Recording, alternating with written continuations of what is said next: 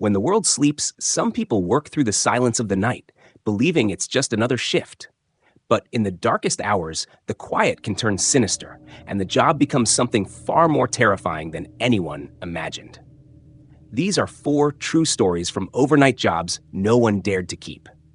Story 1. The empty motel room that checked itself in. I used to work the night shift at a small roadside motel just outside of town. It wasn't the kind of place anyone would choose for a vacation. It was more like a last resort for people passing through, truckers, or those running from something. The sign outside flickered red and blue every night, and the walls inside carried a smell of mildew and old smoke no amount of cleaner could scrub away. But it paid the bills, and back then, I didn't mind the solitude of the midnight hours. The motel only had 2 floors, 20 rooms in total, and after 11 p.m., I rarely saw another living soul. People checked in during the day, locked their doors, and slept through the night. My job was simple: keep the front desk occupied, answer the phone, and make sure everything stayed quiet. Easy work, or so I thought. It was around 1:30 in the morning when the phone rang. The sharp sound cut through the stillness of the lobby, making me flinch. I picked up the receiver and put on my best professional voice. "Front desk, how can I help you?" There was a pause, then a man's voice, low, calm, almost polite. "Could I get a few extra towels sent up to room 209? I nodded instinctively, pen in hand, before it hit me. 209. That was odd. I glanced at the ledger, the old paper book we still used instead of a computer system. Room 209 hadn't been checked in all night. In fact, the entire second floor was empty except for 201 and 204, both booked earlier that day. 209 wasn't even scheduled for cleaning until the next morning. 209? I repeated, pretending I hadn't heard him right. "Yes. Extra towels, please." Then the line went dead. No click, no goodbye, just silence. I stared at the receiver for a long moment before hanging up. Maybe I'd misheard. Maybe he said 204 and I wrote it down wrong. But the man's voice was so clear in my head. 209. I checked the security monitor that showed the upstairs hallway. The feed was grainy and black and white, but I could see all the doors clearly. 201 closed. 202 closed. 203 closed. 204 closed. Then my stomach tightened. 209 was slightly ajar. Just a crack, but enough for the dim glow of the hallway light to slip inside. My first thought was maybe housekeeping had left it open by mistake. That or someone had broken in. Either way, I had to check. So I grabbed the master key and a flashlight, telling myself over and over that it was nothing. The second floor was silent, except for the low hum of the vending machine at the end of the hall. My shoes made soft thuds on the threadbare carpet as I walked past the doors. 201. 202. 203. 204. I glanced at each one, all locked tight. Then I reached 209. The door was open wider now. I swear, when I first saw it on the monitor, it was barely cracked. Now it gaped like an invitation. "Hello?" My voice came out too loud, bouncing off the walls. No answer. I pushed the door open with my foot, shining my flashlight inside. The room looked normal at first glance. The bed was made, the TV off, the blinds drawn. But the air was wrong. Heavy, like stepping into a damp basement. Then I noticed the bathroom light was on, and the sound of running water drifted out from the half-closed door. Someone was in there. I swallowed hard. Housekeeping? I tried, even though it was 40 a.m. and housekeeping hadn't been here since noon. Still no answer. I moved closer, every instinct in my body screaming to leave, to run back downstairs and lock the front door. But I pushed on. The shower curtain was drawn and steam billowed out in slow curls, fogging the mirror. "Sir?" My hand trembled as I reached for the curtain. "You called about..." I yanked it open. Nothing. The shower blasted hot water into the empty tub. No clothes on the rack, no soap, no toothbrush, nothing. Just water pounding against porcelain like a heartbeat. I stepped back, heart hammering in my throat. Someone had been here. They had to be. I turned off the faucet and wiped the steam from the mirror, hoping for some kind of clue. My own reflection stared back at me, pale and wide-eyed. Then, from behind me, the bathroom door creaked shut. I spun around, flashlight beam slicing through the empty room. The door was closed now. I hadn't touched it. Something whispered then, a low, almost mocking breath right next to my ear. "Thank you." I stumbled backward, tripping over the rug, flashlight clattering to the floor. The room plunged into darkness, except for the bathroom light spilling under the door. I grabbed the flashlight and bolted out, slamming the door behind me. I didn't stop until I was back at the front desk, lungs burning, sweat dripping down my back. I locked the lobby door and stared at the monitor. Room 209 was closed. Completely shut, like it had never been touched. Hands shaking, I pulled out the ledger again. Still blank. No check-in for 209. I considered calling the police, but what would I say? A ghost called me for towels? They'd laugh me out of the station. So I sat there, heart pounding, until dawn broke and the next shift came in. When housekeeping went up later that morning, I followed, needing to see for myself. The door opened smoothly, and the room was spotless. The bed perfectly made, everything in place. No sign of steam, no damp towels, nothing. Except the bathroom mirror. On the glass, faint but clear, traced through the condensation that should have long since dried, were two words: checked out. Story 2. The security guard and the man in the basement. I never thought much about fear. I was an ex-military guy who had seen my share of dark corners and late nights, so working as a security guard felt easy money. It was a job that didn't ask much of me. Just walk the halls, check the doors, watch the cameras, and make sure nothing burned down. The building I worked in was a corporate office, 12 floors of cubicles, glass-walled conference rooms, and sterile white corridors. During the day, it was full of chatter and the tapping of keyboards. At night, it was like a tomb.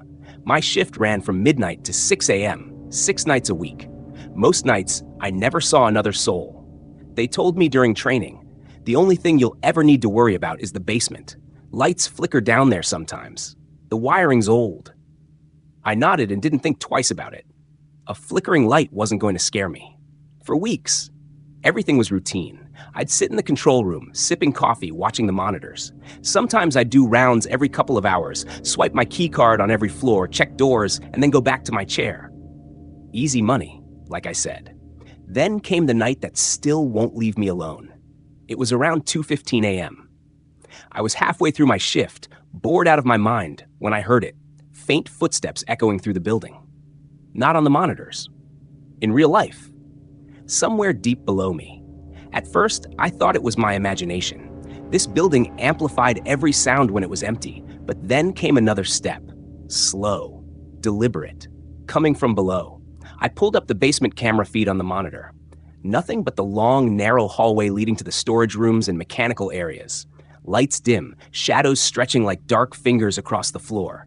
No movement. I turned up the volume. Nothing. I could have ignored it, should have ignored it. But something in me said, check it out. So I grabbed my flashlight, clipped my radio to my belt, and took the service elevator down. The doors opened to that familiar wave of stale, cold air that always hung in the basement. It smelled like dust and metal, like the guts of a machine. My boots echoed as I stepped into the corridor. Hello? My voice bounced back at me, thin and hollow. No answer. I walked slowly, flashlight beam sweeping across the pipes overhead and the gray concrete walls. The place was dead silent, except for the low hum of the building's systems. Then I saw him. At the far end of the hallway, near the double doors that led to the mechanical room, stood a man. He was facing away from me, wearing a black suit that looked like it belonged to another decade. His shoes gleamed like they'd just been polished, and his hands hung at his sides, motionless. "Sir, you're not supposed to be down here," I called, trying to sound calm. No response. I started walking toward him, my footsteps echoing louder than I wanted. The man didn't move an inch. When I got closer, something felt wrong. His posture was off. Too stiff, like a mannequin someone had propped up. His head tilted slightly to the left, like his neck couldn't support it properly. "Sir," I said again, this time firm, the way I'd learned to in the service. "You need to come with me." He didn't turn, didn't even twitch. I stopped about 10 feet away, my flashlight fixed on his back. "Hey, are you?" He moved. Not a step, not a turn, just his head. Slowly, like something out of a nightmare, his head rotated until I could see his face. Only, there was no face. Where eyes and a mouth should have been, there was nothing but smooth, pale skin. A blank oval where a human face should be. I froze, every nerve in my body screaming to run, but I couldn't move. The man, or whatever it was, tilted his head the other way as if curious. Then it started walking toward me. I stumbled back so fast I nearly dropped the flashlight. My voice cracked as I shouted into the radio. "Control, we've got an intruder! Send someone down now!" Static hissed back at me. Nothing else. The thing's footsteps were slow, unhurried, echoing in perfect rhythm with my racing heart. I backed toward the elevator, fumbling for my keycard, eyes locked on that blank, smooth face. "Stop right there," I yelled, though my voice shook so hard it didn't sound like me anymore. It didn't stop, didn't speed up either, just kept coming. Finally, I reached the elevator, swiped my card, and jabbed the button so hard my finger hurt. The doors slid open like they were moving through molasses. I jumped inside, slammed the button for the lobby, and watched the doors crawl shut as that faceless head tilted again, just a few feet away now. The doors sealed, and I sagged against the wall, panting, sweating, heart beating out of my chest. When the elevator reached the ground floor, I bolted out and locked the panel so it couldn't be called back down. Then I ran to the control room and stared at the monitors, trying to convince myself I'd imagined the whole thing. But there it was. On the basement camera feed, standing perfectly still in the middle of the hallway, was the man in the black suit, facing the camera now, head tilted. No face. I grabbed my keys, sprinted out of the building, and sat in my car until the sun came up. When my supervisor arrived that morning, I told him someone broke in, and I quit on the spot.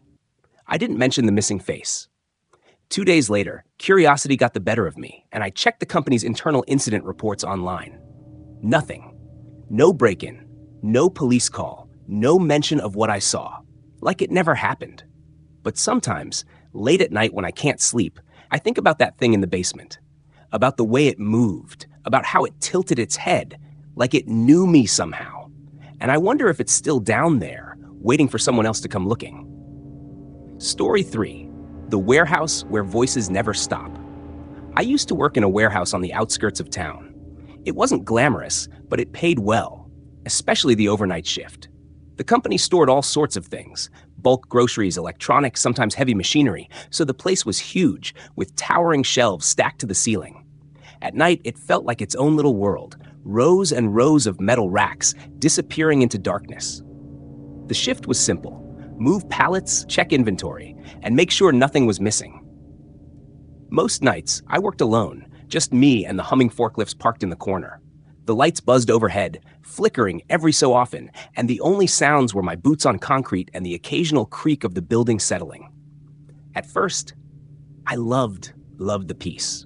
No bosses breathing down my neck, no coworkers to slow me down, just silence and the satisfaction of finishing my list early. But after a while, the silence started feeling heavy, like it wasn't empty silence, but something holding its breath, waiting. The first time I heard the voice, I brushed it off. It was around 3 a.m., and I was scanning barcodes on the far end of the building. That part of the warehouse barely had any light. The bulbs were dim and spaced too far apart, leaving patches of darkness that seemed to swallow the aisles. "Hey," someone whispered. I froze, the scanner in my hand beeping as it timed out. The sound wasn't loud, but it was close. Too close. I turned, sweeping my flashlight across the racks, expecting to see another worker. But the place was empty. Just boxes and shadows stretching down the aisle. "Hello?" I called out, trying to sound confident. My voice echoed, bouncing off the walls, but there was no answer. I told myself it was the wind, or maybe the old intercom system crackling. Anything but what it felt like, that someone was right behind me. I went back to work, trying to ignore the prickling at the back of my neck. But from that night on, the voices didn't stop. Sometimes they said my name, just soft, drawn out, like someone savoring it. Daniel. Other times, it was a laugh, a low, breathy chuckle that seemed to float down the aisles, making my stomach twist into knots. I checked the security cameras 100 times. Nothing. Not a single thing out of place. One night, I decided I'd had enough. I grabbed my phone and started recording as I did my rounds, determined to catch the sound. I walked past the loading dock, down the main aisle, into the darker section where the shelves were crammed so close it felt like a maze. "Daniel?" I stopped dead. It wasn't in my head. I heard it through the phone's mic too, faint but clear. My heart slammed against my ribs. "Who's there?" I shouted, voice shaking. No response. I kept recording, flashlight darting across the shelves. That's when I noticed something strange. About 20 feet ahead, in the middle of the aisle, stood a mirror. It made no sense. We didn't store mirrors. This was a warehouse for dry goods, not furniture. The mirror was tall, old-fashioned, with a wooden frame, leaning against a pallet of boxes like someone had just left it there. I should have turned around. I should have walked away. But something pulled me closer, like I had to see it. As I approached, I kept the camera up, recording every step. The mirror reflected the dim aisle behind me, my flashlight beam cutting through the dark.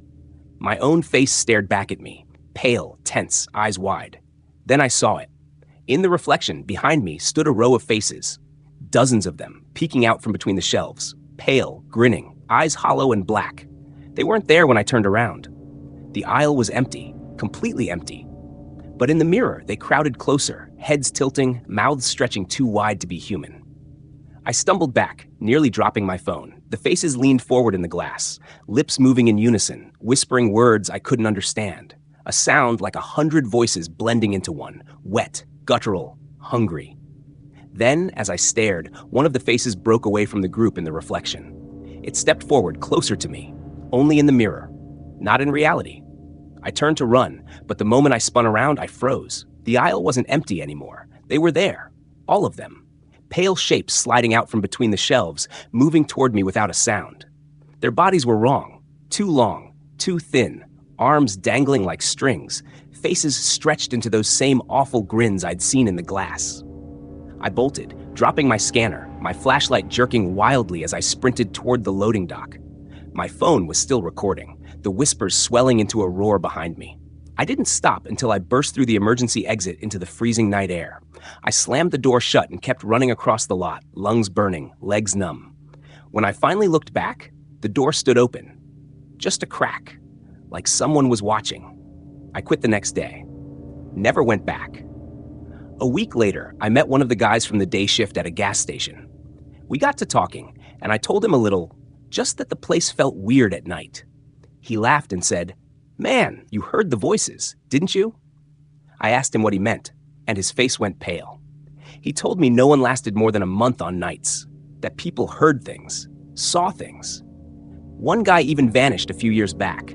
They found his scanner and his boots near the far end of the warehouse, but nothing else. When I got home, I checked my phone. The video was still there. I watched it once, and only once. It showed me standing in front of the mirror, breathing hard, flashlight beam shaking. And then, the faces. But when I paused the video, zoomed in, I noticed something that made my blood run cold. Every face in that mirror was wearing my name tag. Story 4, the gas station that time forgot. I used to work the night shift at a gas station just off an old highway that hardly anyone used anymore. It wasn't much. A single row of pumps, a dingy convenience store with flickering fluorescent lights, and a tiny restroom out back that always smelled like bleach and mildew. Most nights were dead quiet.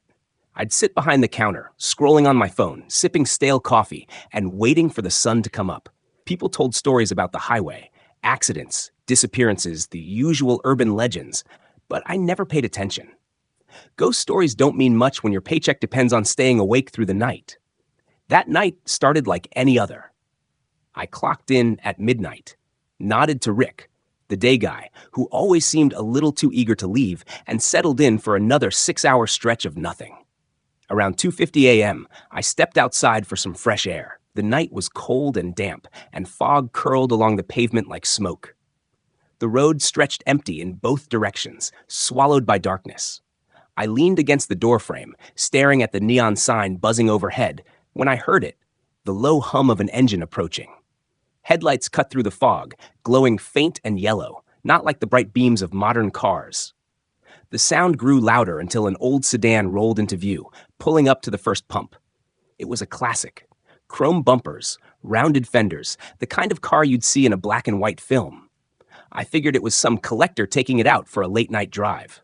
The driver didn't get out right away, just sat there with the engine idling, headlights casting long shadows across the lot. Then the door creaked open, and a man stepped out. He wore a dark overcoat and a fedora pulled low over his face. His movements were slow, deliberate, like someone who wasn't in a hurry, or someone who hadn't moved much in a long time. "Evening," I called, trying to sound casual. He didn't answer. Didn't even glance at me. He walked to the pump, grabbed the nozzle, and started filling the tank. That's when I noticed something strange. The pump meter wasn't running. The numbers stayed frozen at 0, no matter how long he stood there. Sir, I said, stepping closer. Pump's not working. You need me to reset it? Nothing. He kept pumping like he didn't hear me. I was about 10 feet away when I caught a good look at him under the harsh white lights. His coat was clean, but the fabric looked old, like it belonged in a museum. And his hands, pale, almost gray, gripped the nozzle too tight, knuckles sharp as bone. Sir? My voice cracked this time. Slowly, he turned his head toward me. I wish he hadn't. His face was wrong, not disfigured, not monstrous, just wrong. Skin too smooth, eyes too dark, no emotion at all. Like a wax figure brought to life. His lips barely moved when he spoke, and his voice was a whisper that scraped against my bones. Cash. That was it. One word. Yeah, I stammered. Inside. He replaced the nozzle, silent as death, and walked toward the store. His footsteps echoed on the wet pavement, too loud for someone so thin. I hurried inside, heart pounding, and got behind the counter just as he stepped through the door. The smell hit me first, musty, like old books and something metallic.